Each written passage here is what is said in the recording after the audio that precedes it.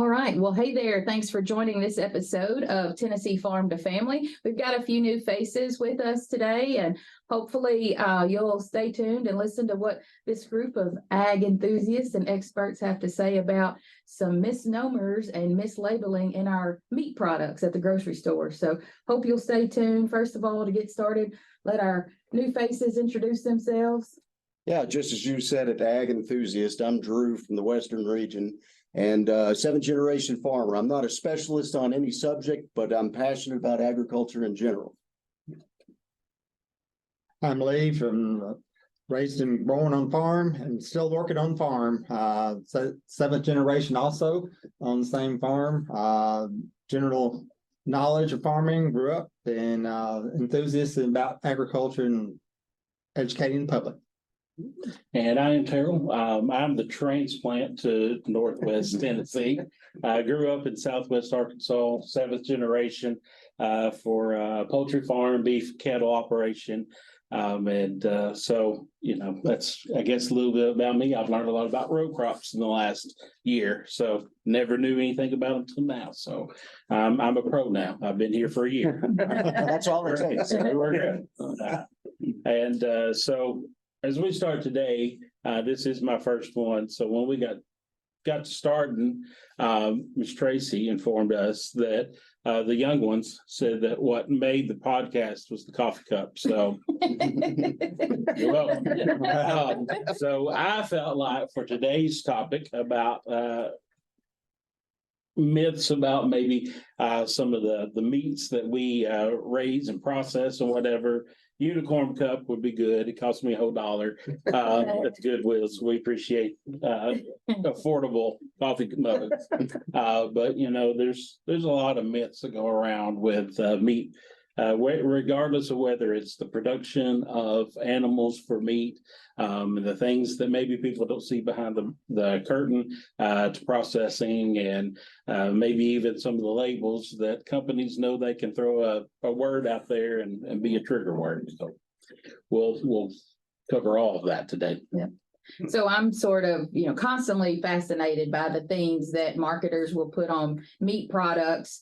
And when you're familiar with and educated about how meat's produced, you know to look for these things and how they really don't mean anything. So we want to provide some information today just to try to help you be a smarter consumer and know what you're purchasing. I think Lee, preparing for this session, he said there's room at the table for everybody.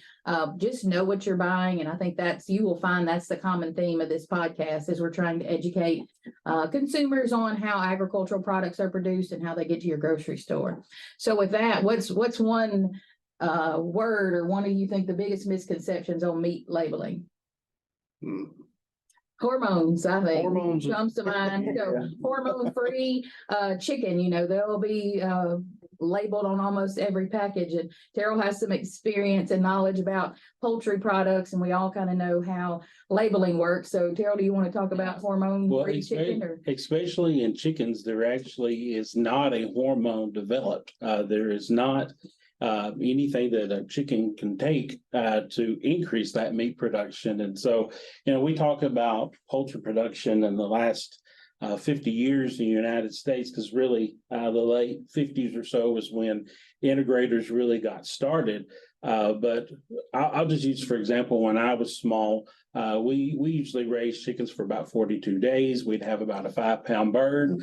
2.0 feed conversion was excellent. You was at the top of the list that week when you settled out.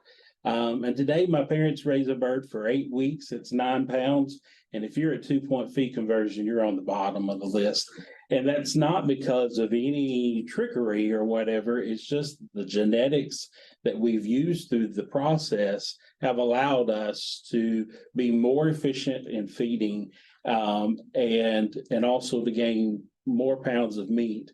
And that's in less time, really, when you think about it. But we do have some implants and things that we can use in beef, but in poultry production, there is no steroid hormone that can be used or has been developed. Well, I think people just kind of get confused with becoming more efficient, and they think, well, like you said, we're growing so much larger birds or so much more beef on the same ground or same animal, stuff like that. I think sometimes people get a little scared of that. If they start thinking there's, Frankenstein's going on in the back or something like that. Really, it's just farmers in general have become better at their job over the last century, over the last generations. And you mentioned the Frankensteins, you mentioned the genetics and chickens. Essentially, we're looking at selective breeding over time. So a lot of people they hear us talking about genetics, like they call they're genetically modifying animals. We're not at that point. I don't foresee that we're going to be at that point. It's essentially selective breeding over time to make sure that we're trying to choose those most productive animals and get those traits from them in their next generation. And you mentioned with chickens, you can pretty well recruit a new generation for breeding pretty quickly with them, as opposed to some of our beef and other livestock that take a good bit more time.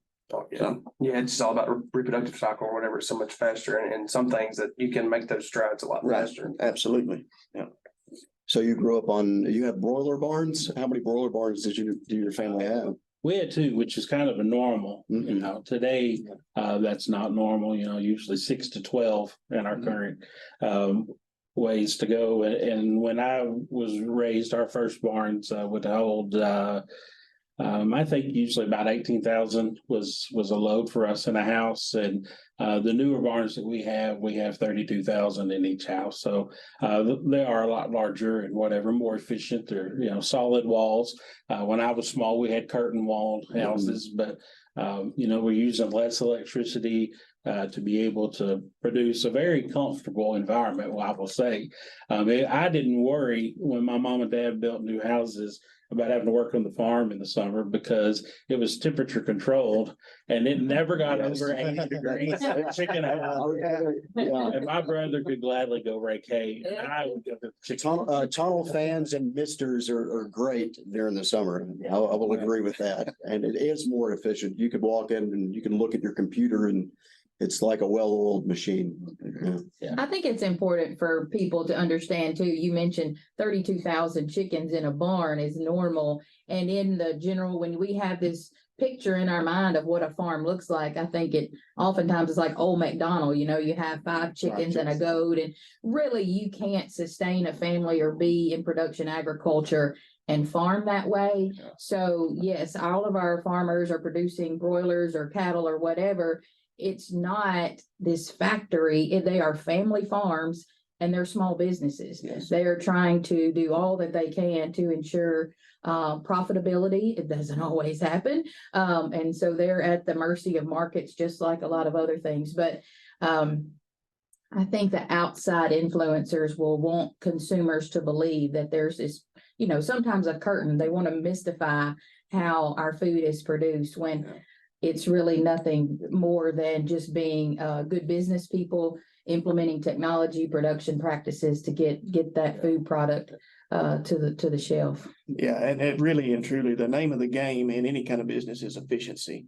And that's the same thing that we're looking at from an agricultural standpoint. We have to be able to be efficient to be sustainable, because economics is a huge part of our sustainability. If we're just running 5 or 6 chickens out in the yard and a few hogs, it's not sustainable because it's not going to be economically feasible. And that's how farms go out of operation and how families lose their farms. It's just like any other business. You have to evolve and change with the times.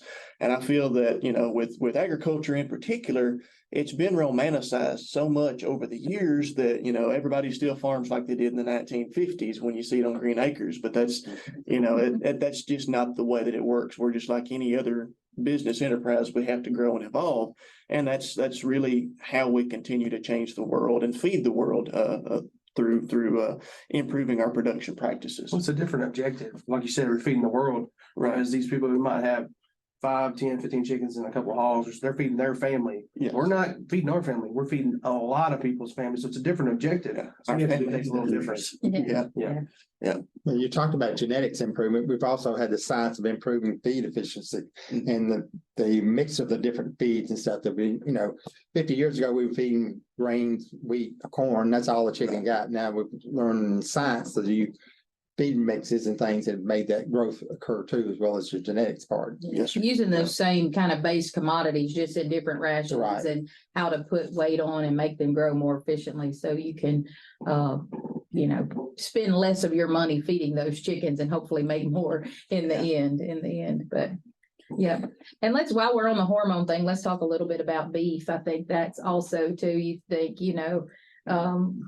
one of those things we mentioned implants, and sounds scientific. It sounds kind of scary that our animals are getting implanted, but when you realize that there are hormones that are naturally occurring in beef products anyway, and plant products for that matter. I was actually doing a little bit of looking, because I mean, implants in beef cattle is a commonly used practice. It's approved by the FDA and everything. It's just common practice. But I was looking, we hear a lot of pushback from consumers about concerns of implants in beef and how that impacts the amount of estrogen that is present in that meat.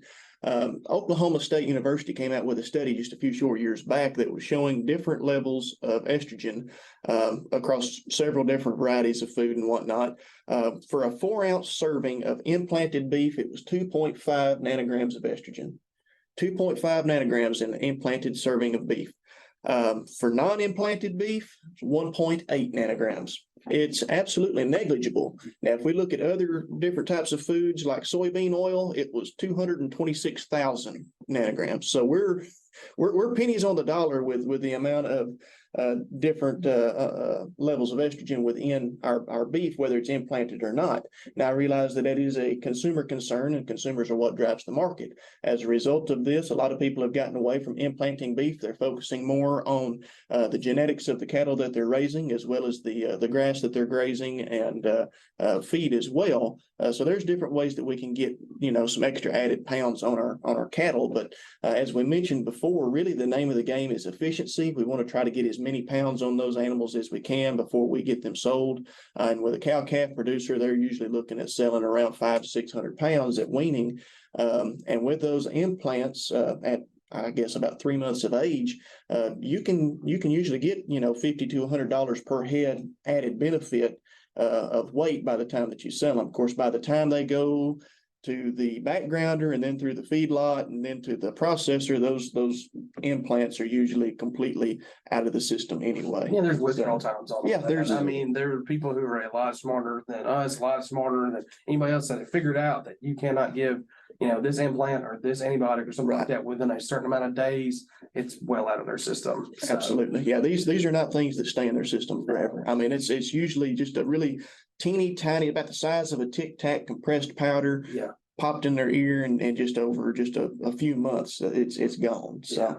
Yeah, and speaking to what you're saying, I mean, there's a whole lot of safety to it, and it does help the production of the cattle, but implants is one of those trigger words that when somebody hears, they're immediately pushed back by it. Right. When they hear that, they think they're going they think they're getting a frankenfood. Yeah. Right. But even speaking to which, when you were talking about genetics, I mean, like our farm, we haven't used Row Grower implants in years. So a lot of farmers, because of our genetics, we're not even using that stuff anymore. We're figuring it out on the other end of science. So I think we're getting to that point where these words aren't becoming this scary because we're talking more about it and more about the science. Absolutely. the big thing is I think people need to realize that you can go and find out about these labeling terms. So there are different kinds, and if you're wanting to go buy organic meat or all natural or naturally raised, whatever, grain fed, grass fed, there are labels that are like organic, get to be certified, to be certified organic, you're actually doing this stuff.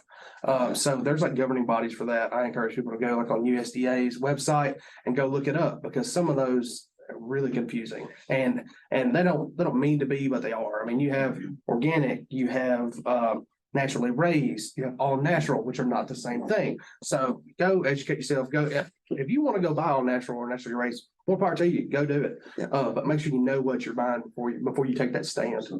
Absolutely. And you bring up a point there that's kind of interesting, talking about naturally raised, all these different food labels. You can get lost in the weeds real quick on that. It gets me confused and I work with it pretty well today. Absolutely. But the main thing is I encourage folks to go out there and look that stuff up, understand what these labels mean. You mentioned USDA. There's also several land grant institution websites like University of Tennessee. Just make sure that you're getting your information from a reputable source and not just a random blogger. Yeah, blogger.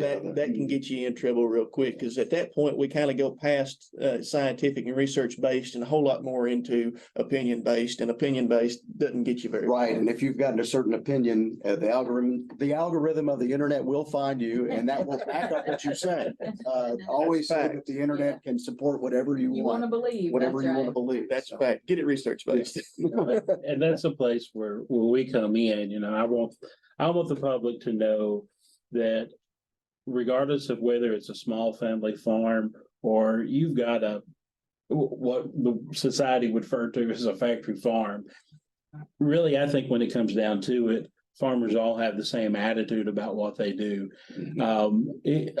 The public wants to believe, and you know, y'all addressed this on the first episode of, yeah, food prices are high. Well, wake up call, it's not going to farmers. Yeah. So, Correct. you know, they do what they do because there's a passion. Every one of us have probably young farm families who have tried this because they have a passion for it, but they have to have a side job to be able to pay the bills. And sometimes the side job supports the farm. They want to do it sincerely. They love it. They have a passion for it, but the economics still won't always be there. And it doesn't really matter what size of farm you are. I think the passion is what drives us. And so I hope the public understands that there is that passion there. And because of that passion, there's no mistreatment of animals or of the land or whatever. You know, we talked about how many generations we've been on the farm. I'm very proud of that. I'm going to do everything I can to make sure that the next generation gets the farm better than I do. Absolutely. And I think farmers we work with every day have that same thought process. But also our farmers go through education. So our cattle farmers go through beef quality assurance. Lots of major places where we market animals require that now. You can hardly go to Oklahoma City if you don't have a BQA number and be able to drop off cattle, you know, or other feedlots, whatever. It's something that industry is going to require. And that's where we come in and teaching that, you know, and trying to help educate the public. We hope that when you go to Google, you're looking for a .edu type website and not one of these that's just somebody's opinion. Yeah. And the regulations that surround our meat industry are just huge. I mean, we've had the Meat Inspection Act since 1906. Poultry became integrated in the 50s. So like 1953, the Poultry Inspection Act came in. And many of these companies overregulate themselves because it's consumer driven. Yes. And an inspection is required in a poultry facility, but grading is not. Grading is consumer driven. So because people don't want products to look a certain way, then integrators and companies go forth and do more than they really have to.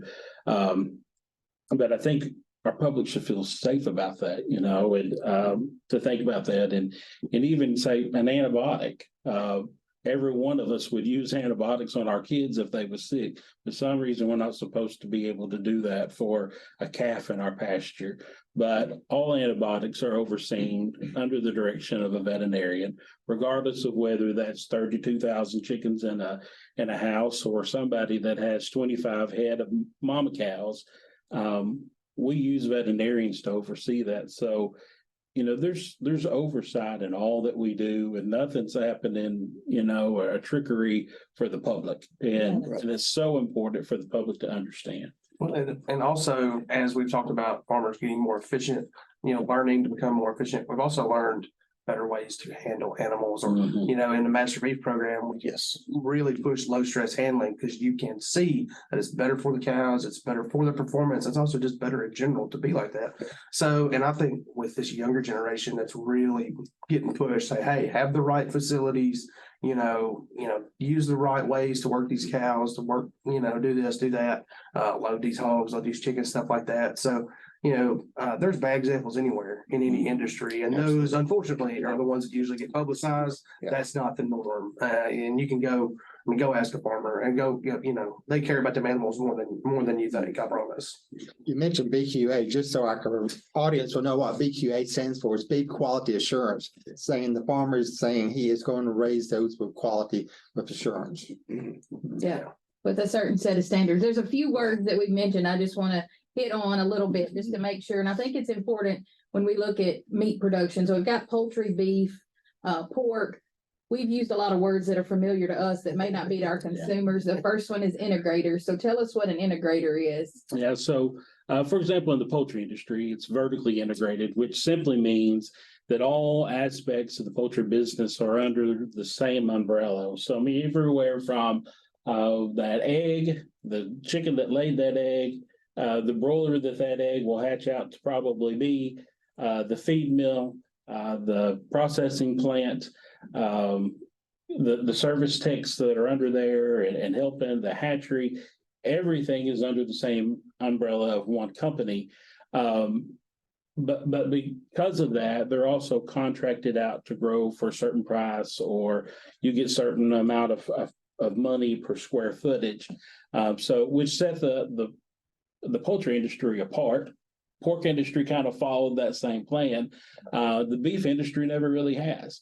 But just because there's not an oversight of an integrator doesn't mean that cattlemen across this country don't still take care of their animals the best that they can. Right. The poultry industry for a number of reasons, and pork has kind of followed suit too. But just so you all know, what's commonplace, you might see a picture of a feedlot.